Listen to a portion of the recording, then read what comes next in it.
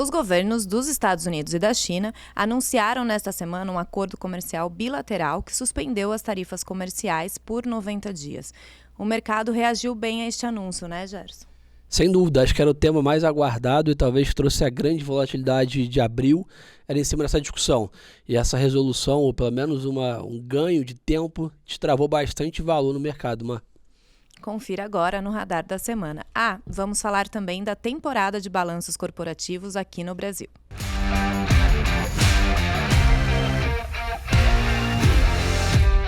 E para falar, então para já apresentar aqui a nossa mesa, então para falar desse cenário macro, do acordo entre Estados Unidos e China, estamos aqui com Luísa Paparones, que é economista do BTG Pactual. Luísa, já vou te fazer uma pergunta assim bem direta. O Gerson comentou que mexeu com os mercados, mas o que isso traz aqui para o Brasil e também ali, rapidamente, depois a gente detalha bem, foi uma pausa por enquanto? Vamos lá, acho que o primeiro ponto é que isso reduz a probabilidade de uma recessão global. E quando você reduz uma probabilidade de uma recessão global nos Estados Unidos, isso reduz o risco para os países emergentes e para os ativos como um todo. Parece que foi uma pausa. Agora a gente entender qual que vai ser o próximo passo. Se a gente tem espaço para melhoras adicionais nas tarifas ou se a gente vai ficar no nível atual. Legal, vamos detalhar bem isso daqui a pouquinho. E também aqui para compor a nossa mesa, nós estamos com a Larissa Quaresma, que é analista de ações da Empíricos Research. Larissa, bem-vinda novamente. E, já adiantando, os balanços vieram melhores ali do que o esperado no primeiro trimestre? Com certeza vieram melhores, é um prazer estar aqui. A gente teve menos surpresas negativas e mais surpresas positivas nessa temporada de resultado, depois de duas que tinham sido mais fracas. Legal. Bom, então vamos começar pelo internacional, Acho que dá para dar esse contexto. Gerson, o anúncio aconteceu ali no fim de semana, Na segunda-feira a gente já viu uma reação ali positiva, então entender com você, a Luísa já adiantou, Tirou um pouco do risco da recessão global, mas como que vocês viram o mercado? E Luísa, detalhar um pouco ali o que foi esse acordo. Acho que foi um movimento muito forte do mercado, Se você olha da mínima ali de abril do Liberation Day para até 2 dias após esse anúncio, o S&P subiu 17%, que realmente é uma performance muito forte para qualquer mercado, e quando se fala do mercado americano, então, que tem um tamanho gigantesco, é mais forte ainda, Eu acho que isso voltou à discussão toda de Estados Unidos, A gente viu esse movimento impactando as demais moedas também, impactando a curva de juros. Ontem foi um dia de forte performance da Treasury, que obviamente também impactou nosso DI aqui. Então acho que o mercado tinha, quando a gente fala um pouco de efeito mola, ele tinha realmente comprimido muito desde o anúncio do Trump, aquele dia que o VIX bateu 60 pontos, etc. E tinha uma onda de preocupação com a recessão fiscal, uma onda de uma possível, pelo menos uma tarifa mais agressiva, que poderia contratar a inflação para o mundo, dificultar ainda mais a vida dos emergentes, e esse movimento, obviamente, destravou um pouco desse valor de maneira rápida, Então, acho que a volatilidade, sem dúvida, do mercado está muito elevada, Acho que ninguém imaginaria que em abril, maio, em 5 meses, a gente já teria tido tantas também invertidas no mercado, até repetindo um pouco como foi as discussões de 2004 ali. Mas eu acho que, sem dúvida, é positivo, Acho que a gente até teve um máximo, um abril muito bons aqui, se aproveitando da piora dos Estados Unidos, A turma olhando outros mercados. Mas eu acho que, olhando no geral, acho que, sem dúvida, um outcome não abrupto das duas grandes potências econômicas globais é positivo, pelo menos para o longo prazo. Então, acho que a gente, obviamente, agora perdeu um pouco do fluxo ali, a turma voltou a alocar mais em US, mas que, no geral, esse acordo, pelo menos essa compra de mais tempo para negociar, foi positiva para o ambiente como um todo. Acho que o primeiro ponto, para destacar sobre o que foi anunciado no final de semana é que ainda não é o acordo comercial fechado, Ficou bem claro nas comunicações que a gente teve na segunda-feira que é uma desescalada da guerra comercial. Porque acho que, lembrando ali o que aconteceu no dia 2 de abril, os Estados Unidos anunciou toda aquela tabela de tarifas recíprocas e a China ganhou 34%. Esse era o passo inicial. E essa é a base, na verdade, que, pelo que eles estão comentando, é a discussão. O 145 que a gente chegou é da escalada. Então, foi os Estados Unidos colocando 34, a China devolvendo com 34, os Estados Unidos indo para 50, e aí foi escalando, até a gente chegar no 125, 145 que a gente chegou, dos dois lados. Então, acho que o que vale entender é que, na verdade, isso ainda nem é um acordo comercial. Eles não acordaram nada, não concordam. A China não concordou em comprar mais bens ainda dos Estados Unidos. O que eles concordaram é, vamos dar um passo para trás e aí sim começar as negociações. E eu acho que isso foi uma sinalização muito importante, porque a nossa preocupação antes desse final de semana, que foi realmente uma mudança de cenário muito importante, nossa preocupação antes desse final de semana era que as negociações iriam começar de um ponto de partida tão alto que qualquer passo para trás não seria significativo o suficiente para melhorar o cenário. Né? Então, a gente estava começando as negociações ali com a tarifa em 145%. No melhor cenário, as tarifas cairiam o quê? Para 60%? Que ainda assim é algo muito disruptivo para o comércio global. Então, eles decidirem começar a escalar, começar as negociações comerciais de um nível mais baixo, mostra um sentimento diferente, uma preocupação diferente com os impactos efetivos das tarifas na economia, né? Mostra que o Trump put existe, né? Porque isso era uma dúvida quando a gente teve todo o anúncio do Liberation Day, das tarifas, etc. Será que o Trump realmente não vai dar o braço a torcer, não vai dar um passo para trás e vai com tudo, não importa que isso seja o impacto na economia? A gente viu que não. Que o Trump put existe.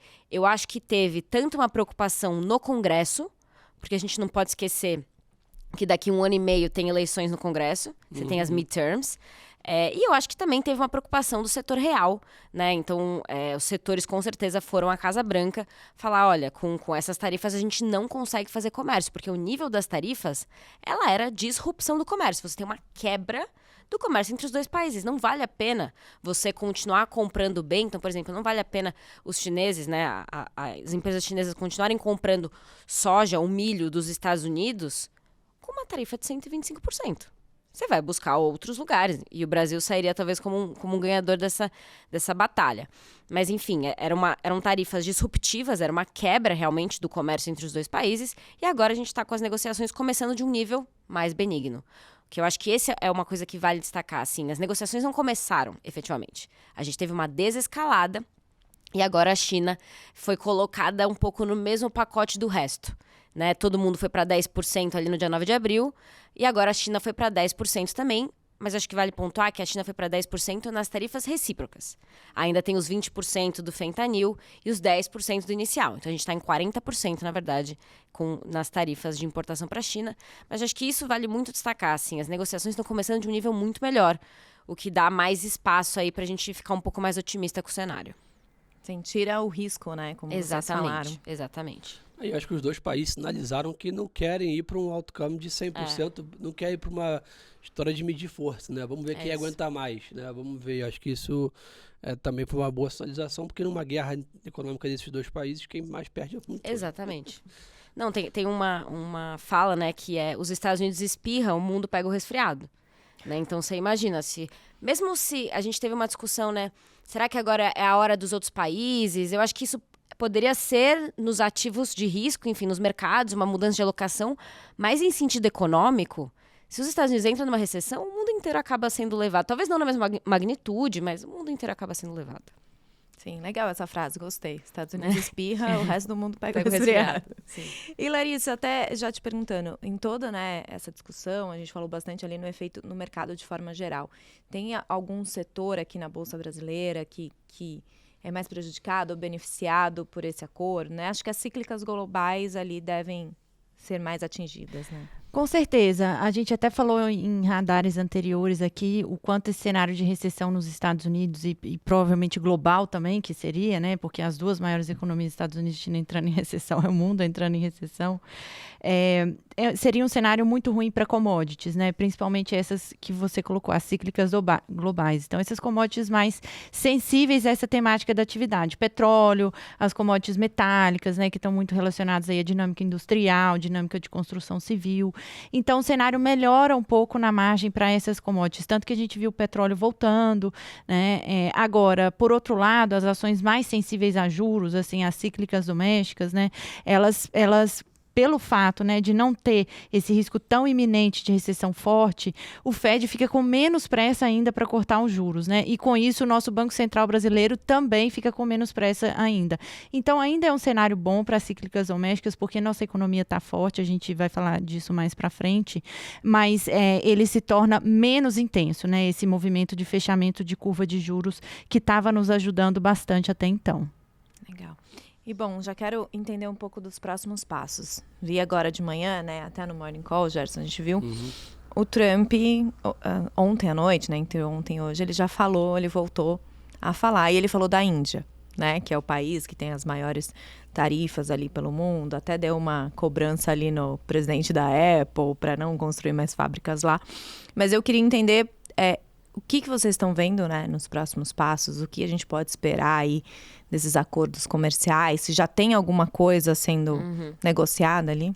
Acho que o primeiro ponto a gente aprendeu muito com o acordo com o Reino Unido.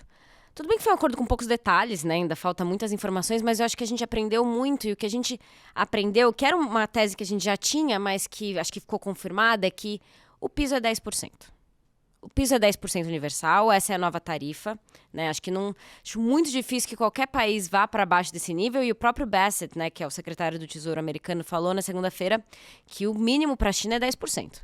Então eles estão falando isso com bastante frequência, então acho que a gente precisa entender que os 10% vieram para ficar, o universal.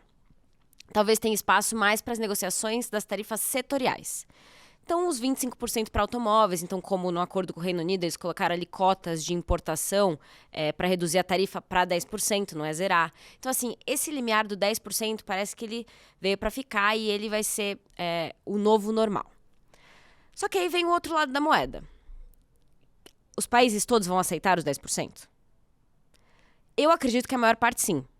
Tá? Então, eu acredito que os emergentes como um todo aceitam, a Índia deve aceitar, o Japão talvez aceite, enfim, os países que dependem mais do comércio exterior e principalmente dos Estados Unidos devem aceitar, vão entrar em acordos nas setoriais, etc. Minha grande dúvida é a União Europeia, tá? Porque eles tinham tarifas muito baixas sobre os Estados Unidos. Eles tinham algumas tarifas, principalmente em automóveis, mas eles tinham tarifas muito baixas sobre os Estados Unidos. Então, a minha dúvida é se eles vão aceitar esses 10% universais que eles devem receber também. E o sentimento que eu tenho tido, lendo as últimas matérias de jornal, é que as negociações entre a União Europeia e os Estados Unidos não estão caminhando de maneira tão boa. Isso porque nas últimas semanas saíram diversas notícias de Comissão do Comércio da Zona do Euro está trabalhando em retaliações, está trabalhando em possibilidades de retaliações.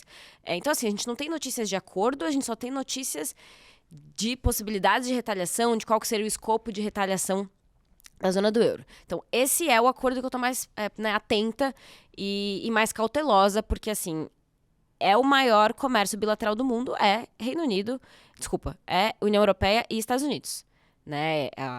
Na verdade, o principal importador, o país que os Estados Unidos principal importa região, é a zona do euro.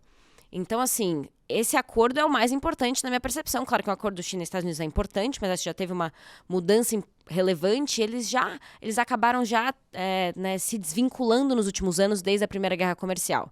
Então, para mim, o principal ponto é a União Europeia, entender se eles vão aceitar os 10% ou se eles vão optar por retalhar.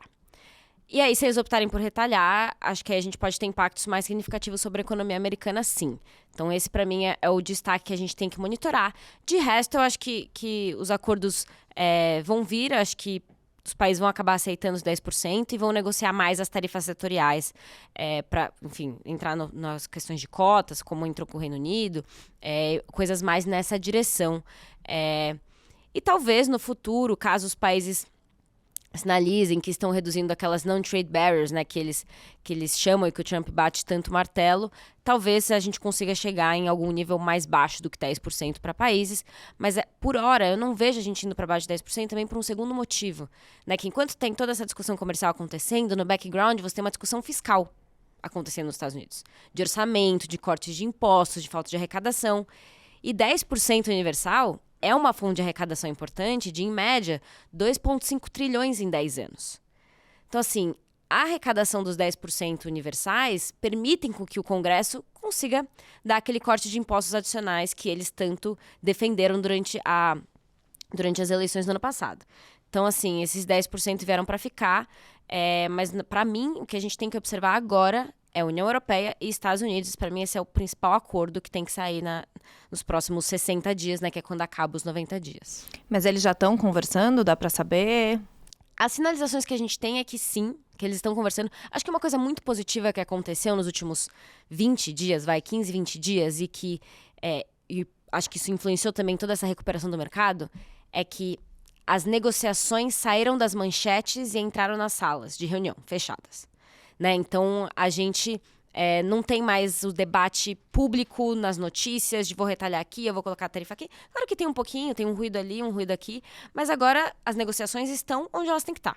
Nas salas de reunião, fechadas, onde eles conseguem, né, achar o melhor cenário para as duas regiões, em que, enfim, existe um pouco mais de cautela nas negociações, né, do que nas manchetes em que você quer falar o que você quer falar. Então, acho que isso é um ponto importante e que ajudou em todo esse movimento de mercado, né, nessa volta dos ativos de risco, principalmente nos Estados Unidos. Legal, a gente falou bastante, né, desse contexto global, como beneficiou aqui, mas nessa semana a gente viu o Ibovespa ali subindo bastante na terça-feira, mas teve um motivo local também, né? Eu acho que foi a ata do Copom, que reiterou ali o fim do ciclo de alta de juros. Sem dúvida, esse é um dos gatilhos aí mais importantes que a gente tem para a Bolsa Brasileira, eu acho que no curto, médio prazo. É o primeiro, né, essa sinalização de que realmente podemos ter chegado ao fim do ciclo de alta de Selic aqui no Brasil. E alguns economistas, né, têm falado assim, olha, seria tecnicamente plausível e talvez até recomendável ir para uma segunda alta, para uma última alta de 25 basis points, né, na próxima reunião de junho, mas provavelmente pelo viés mais dove desse Banco Central, pelo que foi explicitado na ata e no comunicado, né, provavelmente essa última, essa de meio ponto foi a última realmente. Então, à medida que a gente consolida essa percepção e a ata ajuda nisso, à medida que o mercado começa a falar, né, a estimar, olha, quando vai ser o primeiro corte, eu acho que isso vai dando força, né, para os nossos ativos de risco locais, para a nossa bolsa local, porque tem aquela história, né? Pedro Álvares Cabral falava que a bolsa era barata, tá barata há muito tempo, né? Mas eu acho que um gatilho para ela se tornar menos barata é esse custo de capital reduzir, né? A nossa curva de juros reais, né, de longuíssimo prazo, que é o que é importante para a bolsa, está muito estressada com esse juro real de 7%, e a Selic, bem ou mal, ela acaba sendo um parâmetro muito importante para fechar essa curva futura, né? Porque o que é muito louco, porque assim, a pessoa física, ela olha muito para a Selic na hora dela fazer a alocação mensal dela ali, né? Tanto que a gente vê o gringo, até o pregão de segunda-feira, ele aportou pelo 15º pregão consecutivo dinheiro na Bolsa Brasileira, né? O acumulado do ano está em 17 bilhões de reais positivos, mas os fundos de ações continuam sofrendo resgate, né? Diminuiu um pouco nesse mês de maio, mas continuam sofrendo resgate, assim como o multimercado. Isso é muito reflexo do comportamento da pessoa física também, né? Então, eu acho que a aproximação desse corte de Selic acaba ajudando muito no elemento custo de capital. Historicamente, assim, nem é a minha especialidade, eu sou especialista em ações, mas dada a relevância do tema, que o macro tem dominado muito a nossa bolsa nos últimos anos, alguns economistas falam que, historicamente, né, depois da última alta, passam-se 3 reuniões de pausa até ter o primeiro corte, o que seria consistente com o primeiro corte ali em novembro ou dezembro. Eu acho que não seria surpresa, especialmente se a gente vê alguma desaceleração na economia americana. Então, eu acho que... E também, assim, se for em dezembro ou se for em janeiro de 26, não faz uma grande diferença. O importante acabou, né? Daqui para frente, tudo indica que não terá mais altas. E se eu puder só fazer um complemento dessa parte de Brasil e de Copom, enfim, acho que tem uma grande dúvida que é no mundo, enfim, nos países ex-Estados Unidos, que é o efeito líquido das tarifas. E existe uma discussão se o efeito líquido das tarifas, principalmente para países emergentes, não é desinflacionário. Isso por quê? Porque apesar da desescalada da relação comercial, das tensões entre Estados Unidos e China, você já vê que os empresários americanos vão tentar se expor menos ao risco China. Então, eles vão buscar alternativas de países para importar. Vai ser Vietnã, vai ser Camboja, vai ser Tailândia. Então, principalmente bens de consumo que vêm da China, esse share de importação da China na balança americana vai diminuir muito. E a China não está se mostrando apta a estimular o consumo doméstico a ponto do consumo doméstico dar conta de todo esse excedente de produção que a China tem feito. E a China não vai do dia para a noite parar de produzir a quantidade de bens que tem produzido. Então, existe uma discussão, né? Isso é uma coisa que a gente tem discutido também aqui no banco, o time macro, é se o efeito líquido para o Brasil das tarifas não é desinflacionário. Porque esses bens da China que vão ficar aí flutuando no mercado, você tem esse excedente de bens que não vai para os Estados Unidos, para onde ele vai? Né? E a gente mesmo se aproximando de um período eleitoral em 2026, um ambiente de inflação mais baixa é muito melhor. Então, assim, claro que a gente viu nos últimos anos os países como um todo subindo proteções contra a China, porque a China está desovando bens no mundo, mas no ambiente que você quer uma inflação mais baixa, eu acho que a gente não subiria barreiras, por exemplo, e aceitaria esses bens mais baixos e que poderia contribuir para um processo de desinflação local. Não falando que a inflação vai voltar para a meta, né? Acho que a gente está muito longe disso, mas isso pode contribuir para que no próximo ano a gente tenha uma inflação um pouco mais benigna, não no sentido de composição, mas um pouco mais baixa, vindo dessa desinflação que pode vir de bens de China. E inflação mais baixa, positivo para juros, cenário favorável para cair juros. Né? Exatamente. Isso de cair juros, né? A gente viu o Banxico hoje, que é o Banco Central do México, provavelmente reduzindo aí a taxa de juros por lá, e acho que até um assunto que a gente vem debatendo aqui, o Brasil é um dos poucos países que talvez tenha uma gordura grande de corte de juros nos emergentes, né? Vamos supor que a gente termine esse Selic em 15. Pode talvez ter um ciclo de 300, 400 bips à frente de corte, óbvio, né? Tudo de Brasil constante que a gente conhece se mantendo, fiscal, eleição, mas a gente tem hoje talvez uma possibilidade de ter um ciclo longo de corte, né? Não é um ciclo de 3 reuniões, 4, é um ciclo bem maior que naturalmente pode se favorecer. O que eu acho interessante aqui do lado micro é que mesmo com esse ambiente ultra desafiador na parte de custo de capital, etc., as empresas têm entregue muitos resultados, né? Você imagina se a gente começa a ter um ambiente melhor, né? Um ambiente de custo de capital reduzido, uma melhora de sentimento, né? Eventualmente do empresariado, etc., para querer investir, para querer atrair capital estrangeiro. Eu acho que realmente tem. E quando a gente olha a parte de valuation, mesmo com essa alta recente da Bolsa, a gente ainda está bem abaixo das médias, né? A gente está bem ainda distante da máxima histórica do WZ. Então, acho que a discussão, será que agora está caro? Não tenho escutado nenhuma mesa por aí no mercado, ainda quando o assunto é preço Brasil. Né? Então, já indo para o micro, queria entender, Larissa, os resultados ali das empresas. Você já falou que essa temporada foi melhor ali do que o esperado. Houve algum fator em comum? Sem dúvida. Eu acho que, assim, primeiro a expectativa estava mais baixa, né? Depois de 2 temporadas com bastante decepção para baixo. Então, eu acho que esse é um fator. Mas um outro fator que eu acho que é um elemento em comum em todas as empresas voltadas à economia doméstica, cíclicas e não cíclicas, tá? É que a nossa economia está muito forte, o mercado de trabalho está apertado, a inadimplência está baixa. E as empresas, felizmente, elas entraram nesse ciclo de juro elevado muito mais vacinadas, né? Muito mais preparadas.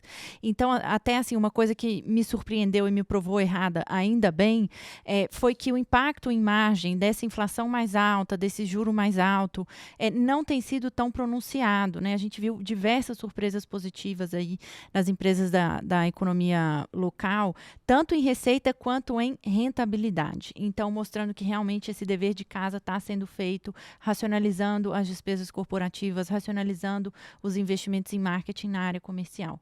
Então, eu acho que o elemento em comum é esse, assim, uma economia forte e as empresas, de forma geral, bem vacinadas. Então, aí tem os destaques setoriais, né? Eu acho que o setor financeiro, mais uma vez, foi uma grande surpresa positiva. A gente viu nesse trimestre, eu acho que pela primeira vez de uma forma mais unânime, né? Spreads aumentando enquanto a inadimplência cai. Essa é uma combinação muito poderosa, né, para bancos. Eu acho que Itaú e Porto aí simbolizam muito bem isso, né? Eu acho que eu vivi para ver o dia em que Itaú e Porto subiriam mais de 5% em um único pregão, né? São blue chips, aí, empresas de elevado valor de mercado que você não imagina isso, mas realmente a gente está num momento do ciclo muito favorável. E também as empresas do setor de saúde. Eu acho que foram uma grande surpresa, crescimento do número de beneficiários, um reflexo do mercado de trabalho forte e também com queda da sinistralidade, né, mostrando um comportamento mais sadio aí, na dinâmica desse setor. Agora, da mesma forma que nas temporadas anteriores a gente viu muitas reações negativas fortes, né, tipo, a empresa decepciona o lucro, sei lá, em 5, 10%, vê 5, 10% abaixo do consenso, você vê a ação cai 15, 20%, né? Nesse a gente está vendo um movimento exatamente contrário, assim, a gente viu Asas, por exemplo, né, uma varejista que surpreendeu nas margens, inclusive, subiu 22% no dia subsequente à divulgação. Então, mostra que a liquidez mais baixa, né, esse mercado mais raso, menos profundo em termos de fluxo, ele vale tanto para o lado negativo quanto para o lado positivo também. Porque a porta é estreita para os dois lados. Viu? Exatamente. Então, assim, você está comprado num momento favorável, né, tem esse benefício também. E deixa eu te perguntar uma coisa, né? A gente falou do efeito ali nas empresas. O anúncio do Trump foi em abril, né, das tarifas recíprocas, então a gente não viu efeito nos resultados do primeiro trimestre, porque a temporada é de janeiro a março.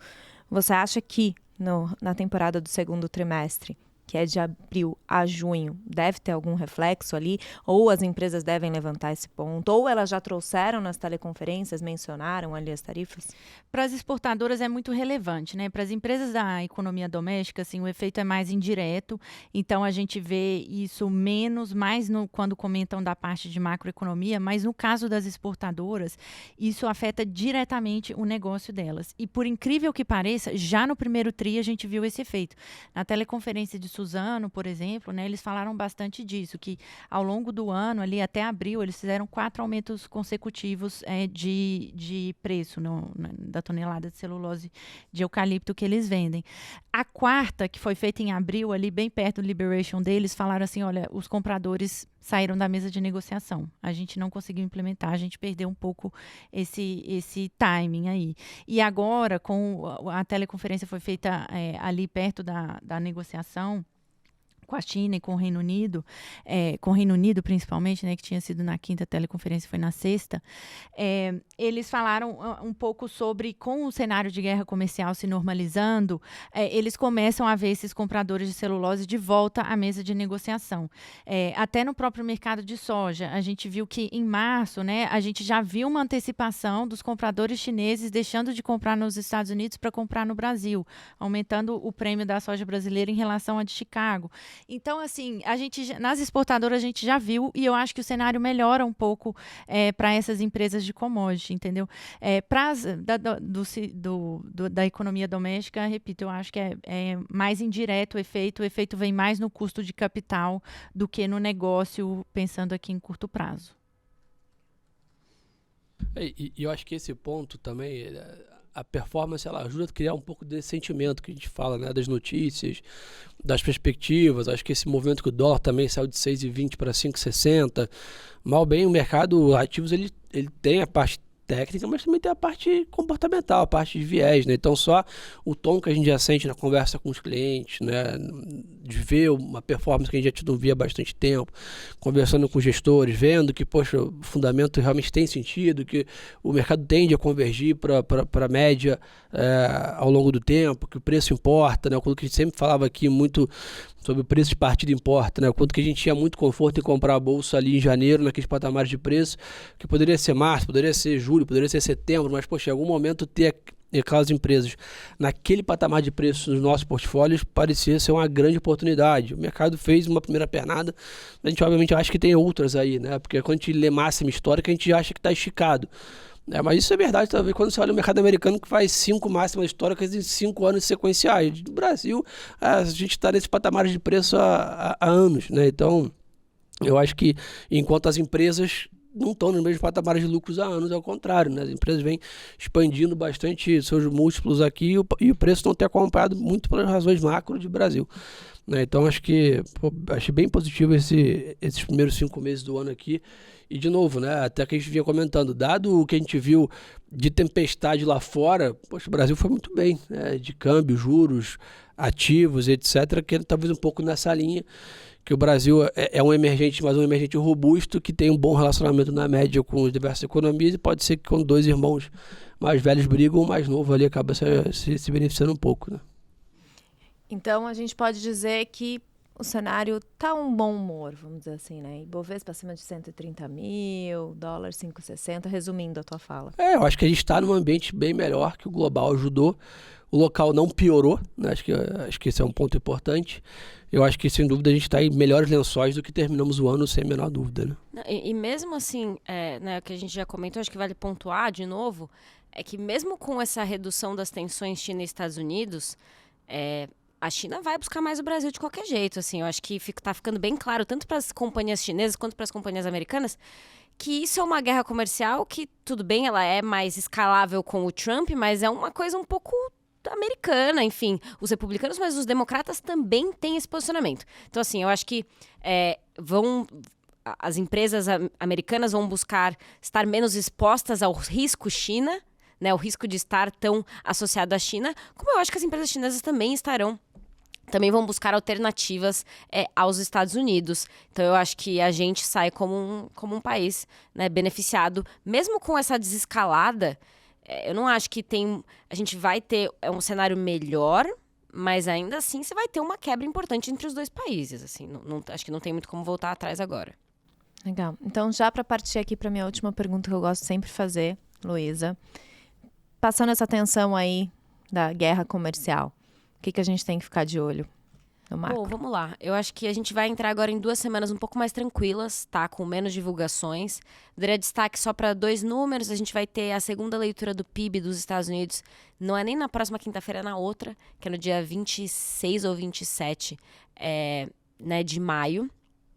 Eu acho que vale pontuar, porque como a gente teve essa primeira leitura do PIB dos Estados Unidos negativa, e muito veio de um efeito técnico, que foi uma balança comercial muito desfavorável, né, importações muito fortes, a gente pode ver revisões altistas nas divulgações. Porque quando você importa nessa magnitude, isso tem que ir para algum lugar. Isso normalmente vira estoque. Enquanto importações impacta para baixo, PIB, estoques impacta para cima.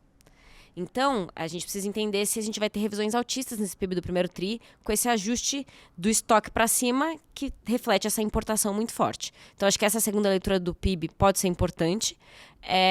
Mas, para mim, o grande destaque, ainda está um pouquinho longe, mas o grande destaque é o payroll de maio, que vem ali na primeira semana de junho. Que esse é um payroll que vai pegar tudo. Né? Porque o payroll de abril, ele tinha acabado de acontecer o Liberation Day, ainda não tinha dado tempo de empresas decidirem mudar o ritmo de contratação, de congelar. Mas acho que a gente já vai conseguir ter um sentimento mais claro dos impactos disso no mercado de trabalho. Que essa é a chave para o Fed. Né? Eu acho que agora o cenário mudou bastante para o Fed vai ter muito mais espaço para esperar. Mas o trigger para um corte antes do último trimestre do ano é o mercado de trabalho. Então, assim, agora é monitorar payroll, porque você vai ter repasse de preço, vai ter dados de inflação mais fortes à frente. Isso vai acontecer.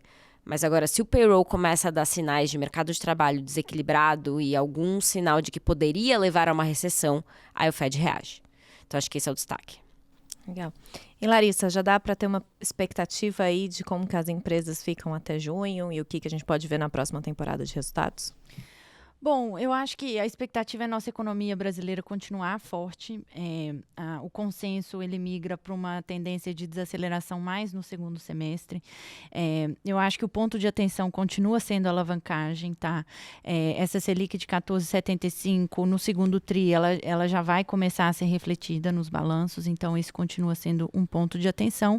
E a gente pode ter alguma melhora de resultado das exportadoras também, com o dólar se recuperando um pouco depois desses acordos comerciais aí.